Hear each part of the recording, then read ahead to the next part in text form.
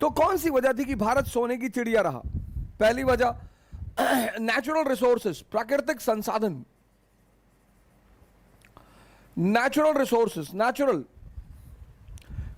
Resources, प्राकृतिक संसाधन, fertile plain, mines, ये पहला कारण। दूसरा कारण मॉनसून।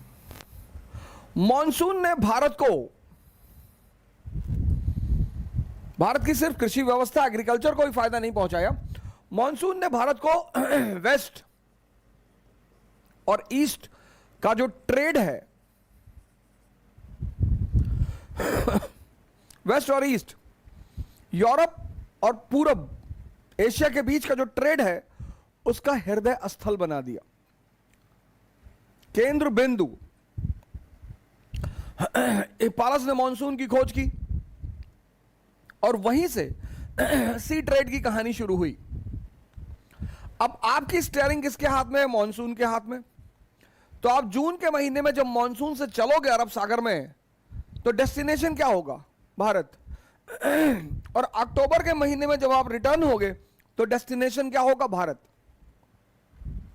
मॉनसून ने भारत को यूरोप और एशिया का जो ट्रेड था उसका केंद्र बिंदु बना दिया, सेंटर पॉइंट बना दिया। इसलिए आप देखोगे जैसे ही मॉनसून की खोज हुई वैसे ही दक्कन में राज्य की स्थापना भी हुई। तीसरा, बैलेंस ऑफ पेमेंट, भुगतान संतुलन। बैलेंस ऑफ पेमेंट भारत के पक्ष में रहा।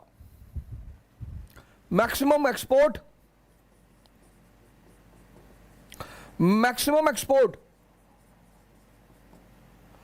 और मिनिमम इंपोर्ट, मैक्सिमम एक्सपोर्ट और मिनिमम इंपोर्ट। मैक्सिमम एक्सपोर्ट, हमारे सेल्फ सफिशिएंट विलेज रहे, आत्मनिर्भर ग्राम, हमें बाहर से कुछ खरीदना ही नहीं था। दो चीजें जो बाहर से विशेषकर आती थी, वो भी शाही वर्ग के लिए, एक तो घोड़े आते थे और दूसरा शराब। तो भुगतान संतुलन भारत के पक्ष में रहा, बैलेंस ऑफ पेमेंट भारत के पक्ष में रहा। इन तीन चीजों ने भारत को सोने और चांदी का सिंक बना दिया और इसीलिए भारत को सोने की चिड़िया कहा गया। इन तीन चीजों ने भारत को सोने और चांदी का खदान बना दिया और इसीलिए भारत को सोने की चिड़िया कहा गया।